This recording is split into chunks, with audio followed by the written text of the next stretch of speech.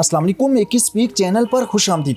دوستو، ہمارے لیے کوئی بھی اور سوال اتنی زبردست اہمیت کا حامل نہیں ہے جتنا کہ یہ سوال زندگی کا آغاز کیسے ہوا۔ غیر نامیاتی مادے سے زندہ محسوس کرنے اور سوچنے والی مخلوق کس طرح پیدا ہوئی۔ زمین پر زندگی کے آغاز کے حوالے سے 3 نظریات پیش کیے جاتے ہیں۔ پہلا نظریہ، خدا نے انسانوں سمیت تمام زندگیوں کو تخلیق کیا۔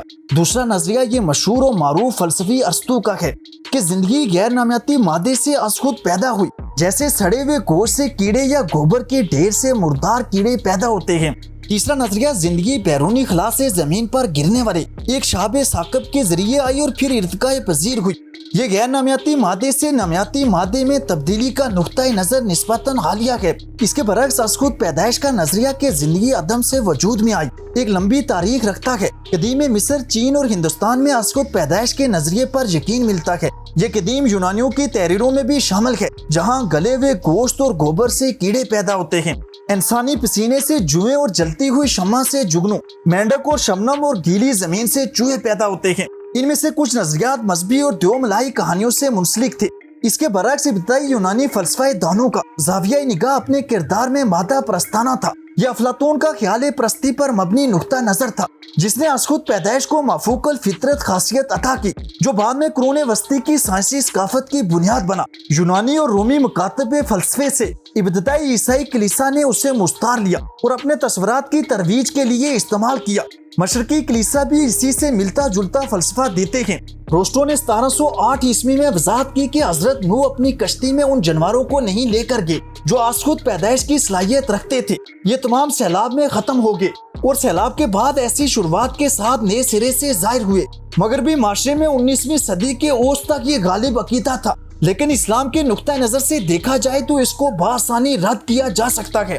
اس کے بعد فرانسیسی سائنسدان لوٹس پاسچر جیسے مائکرو بایولوجی کا بابا آدم کہا جاتا ہے، بہت سے تجربات کے بعد بالآخر ادخش پیدائش کے نظریے کو رد کر دیا اور یہ نظریہ دیا کہ زندگی صرف زندگی سے آ سکتی ہے۔ اس کی دریافتوں نے از خود پیدائش کے نظریات کو کچل کر رکھ دیا۔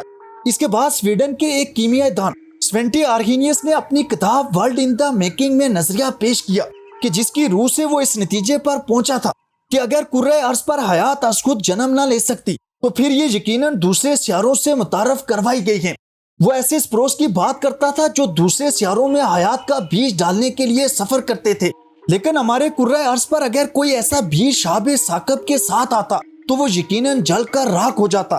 اس تنقید کے جواب میں آرہینیس نے یہ دلیل دی کہ حیات ابدی ہے اور اس کی کوئی ابتدا نہیں، لیکن شواہد اس تھیوری سے متصادم ہے۔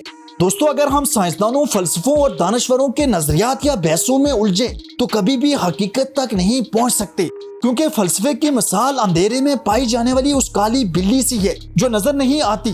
آج کیا چیز نہیں بنی ہوئی انسان پرندوں کی طرح خلا میں اڑ رہا ہے، گھنٹوں کا سفر منٹوں میں ہو رہا ہے۔ کلوننگ اور بریڈنگ سے جانوروں اور پودوں کی نسلوں میں اضافہ کیا جا رہا ہے، یہاں تک کہ چین نے انسان بنانے کی ناکام کوشش بھی کی ہے۔ کوئی دنیا دار بت بنا سکتا ہے لیکن اس میں روح نہیں پھونک سکتا۔ آج سائنسدانوں کو علم ہے کہ کس مٹی سے انسان کو بنایا گیا اور انسان کا ڈھانچہ کس طرح کا ہے، لیکن اس میں روح پھونک نہیں سکتے۔ حال ہی میں چائنا نے روبوٹ بنایا جو آنے والے وقتوں میں مزدوروں کی کمی کو پورا کرے گا، لیکن وہ بھی بجلی پر چلے گا، چارج ہوگا تو چلے گا ورنہ نہیں۔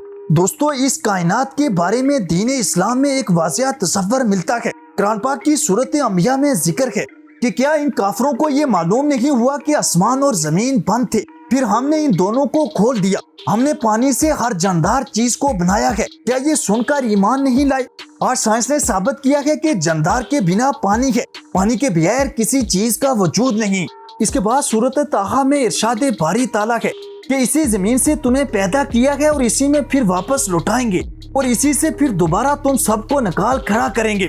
بے شک یہ مشین کھوپڑی سائنسدان بہت جلد قرآن کو تسلیم کریں گے۔